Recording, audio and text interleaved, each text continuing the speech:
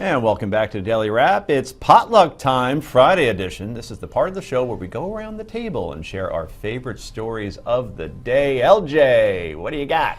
Well, New York City has adopted a new progressive form of discipline, if you want to call it discipline, and it's been going on around the country in cities like Chicago and Philly and LA. And proponents of this, it's called restorative justice, say that traditional discipline is not fair because a greater proportion of black students are suspended from schools than white students.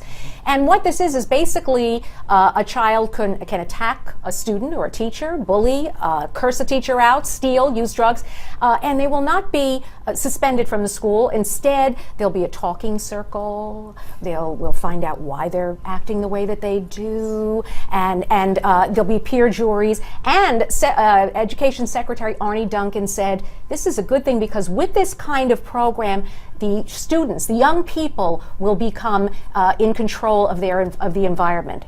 Well, young people shouldn't be in control of the schools, just as your own children shouldn't be in control of the household.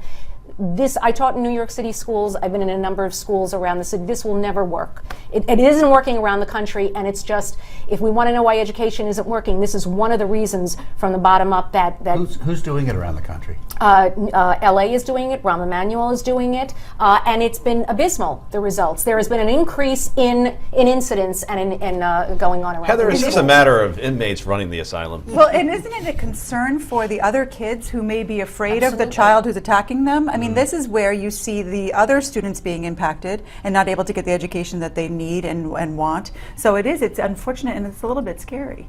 It's wow. Scary, and the thing is that when you see that it's not working to implement it here, why do that when you see the statistics and the results of the other cities? It just seems like we have so many more problems with our education system right now. Like, I don't know, test scores, and we're like 58th in the world or something. But you can't even get to tests, and we concentrate on all this other stuff. But you can't even get to the tests, and that you cannot have any learning if there's no discipline in a school. If there's no structured discipline and consistency, that goes out the window. Right. I grew up in Wayne, New Jersey, which borders on Patterson, New Jersey, right? And that's where Joe Clark was principal. Oh, and when yes, he yes, stepped yes. in with But a baseball bat and a bullhorn, He probably wouldn't have cleaned gone up with his this side. system. But he did. But he, Morgan Freeman did anyway. Right. He would But not he have had gone results. with this. You don't think so? No, I don't He think did, this he would be did. his thing. Wow. And I've been in schools in the South Bronx where it depends on the leadership that you have there. And teach people what you expect of them. You know, people rise up to your expectations. So if you expect them to sort of just get away with it, type of but the behavior, idea of asking students, giving them, and actually part of the process is they have a talking stick, and they goes around the circle. See, I wouldn't know if it would work or not. I'm not an educator, but I do agree that if they're getting empirical data out of 2 other cities who are doing it and it's not working, I'm not quite sure why you would repeat it. Heather, you're up next. Mine has to do with a group of 4th graders in New Hampshire who thought that the hawk should be the state's official raptor. So they sponsored a bill, took it to committee, brought it to the floor, and when it got to the floor, one of the Republican state representatives turned it into an argument about abortion and said that the hawk should actually be the official mascot of Planned Parenthood, and got into the specifics of ripping people apart and all kinds of stuff, which impacted the children, of course. The bill was Were the ultimately, kids there? yes, they were there watching the process. So they saw that, and then in addition to that, another member of the lovely Congress then got up and said that this was ridiculous, and what are we going to have next, a state hot dog? And the kids were actually more upset about that because they understood that. They didn't really understand what the talk about the abortion was. But we talked yesterday about compulsory voting and how to get people more involved and how to get people more incentivized. And now you've got these young 4th graders who are to the age where soon they will be voting and soon they will be involved. And to have them come and be belittled and to turn it into a political thing is just absolutely not only ridiculous, but contrary to what this country should stand for. And hopefully some of these 4th graders will learn from it instead of walking away from it and become Let me better. guess. Any chance that state legislator was a Republican? Yeah, she mentioned that. I Done. did say it. Oh, you I did said say it? It's yes. just so inappropriate that specific topic to use that for his agenda with the children. But this is the quality of what we're getting today in state legislators. I'm going to turn into that if you don't mind terribly. I think we'd all agree, what an idiot doing that in front of kids. Right. But this is what you're seeing around the country, and I have to say it. It's Republican legislators who are doing these obscene, insane things You don't that think just Democrat waste taxpayer. legislators would do Go any find kind them. of- Well, I'm Go not find sure them if who the do person, these silly the things. people who I'm actually sure made, somewhere. I'm sorry that, yeah. the people who actually made the children most upset were the ones who belittled the whole idea that Yeah, they had worked. I But understand. those may have been Democrats, and in Right, fact, we- I think we that don't they know. were. Either way, it's not so much about the party as about the view towards their service. They are serving those children. Those are Right. their Those but are their that's a job. constituents. Right. So it's ridiculous. Well, we'll have to end it there, but parents watching, enjoy your weekend because our educational system isn't screwed or anything after those two stories. You can't blame the education. Friday These are parents potluck. who sent those people there. Friday potluck's supposed to be happy. Anyway, we'll have more potluck for you in a moment, including Rick's and my own. This is the Daily Wrap, only on Newsmax TV.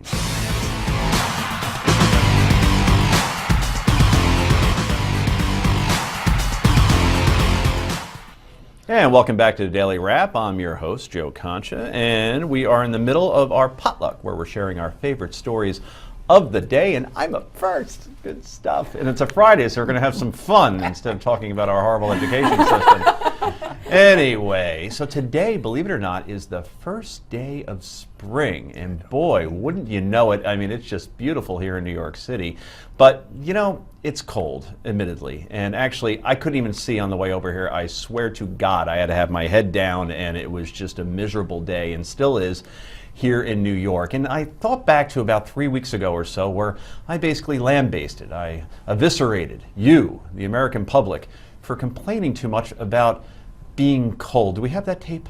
The point is that we're very pampered, and I know it's a little bit colder than usual. March is coming very soon. I think in about 48 hours. Yeah. Right? And then we got March Madness, and before you know it, St. Patrick's Day, and you're going to get that 70-degree day, and it'll all be forgotten. Please stop complaining about the weather in February. It happens to get cold at this time of year, particularly when you're New York and up.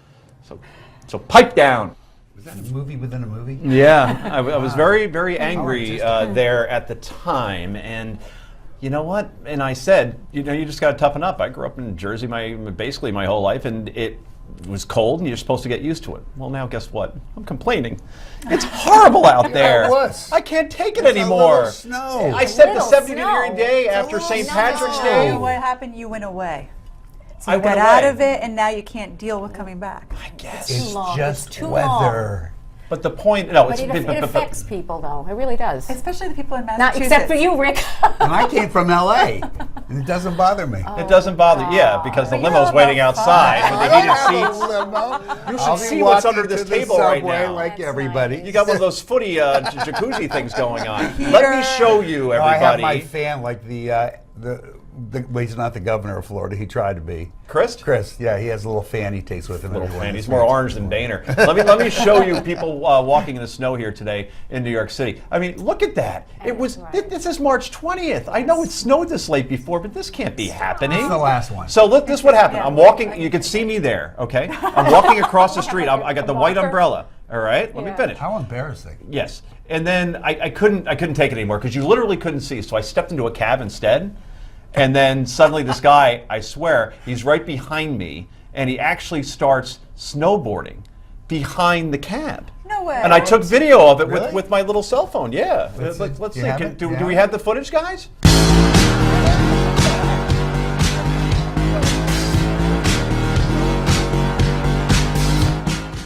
Snowplow banks and everything. Goes by the Time Warner truck there. And I couldn't believe it. I'm in this cab, and he suddenly starts doing There's this. someone without a fun deficit. That's right. And I couldn't believe also that I was in Manhattan. That looks great. And there literally was no one else in the street to prevent this from happening, because on a normal day he would have been, you know, just drilled from behind. So, Credit to Casey Neistat. That's who that was. so the point is that I apologize to you, America, because I said you shouldn't whine about the snow and the cold. I'm Now we whining. can. It's horrible. Wine away. Wine Rick, away. take it away. You're whining. How can I? The Obama administration did something right today. How do I know they did something right? Because this morning, the new federal regulations on fracking were released. Now, so you understand, the federal regulations on fracking only apply to a very small amount of fracking, that fracking which is going on in our nationally owned lands, parks, whatever. But what's important about them is that states will more than likely adopt those same regulations and apply it to people in their state, and understand that most fracking takes place on private lands. So it will eventually get to them.